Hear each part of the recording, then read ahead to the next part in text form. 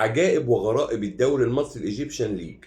تقريبا الدوري الوحيد اللي في العالم، انا ما شفتش، لو سمحت قول لي، اللي بيلغوا فيه الفقره التحكيميه عشان يطلعوا اللي بيفهموا واللي ما بيفهموش، المنتمين وغير المحبين، يهجصوا باسم التحكيم.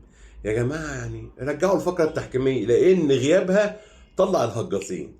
تخيلوا يا جماعه، حرفيا حرفيا الفقره اللي كانت بتكشف المهلسين والمدلسين واللي مش فاهمين حاجه في التحكيم، اللي بيقولوا ان دي مش فاول ولا طرد، وان ضربه الجزاء الواضحه البجحه اللي على نادي الزمالك مش ضربه جزاء. ده غير بقى طول الموسم، طول الموسم تخاريف تحكيم. ليه؟ ما بيفهموش في التحكيم ب 2 جنيه، عادي متعودين.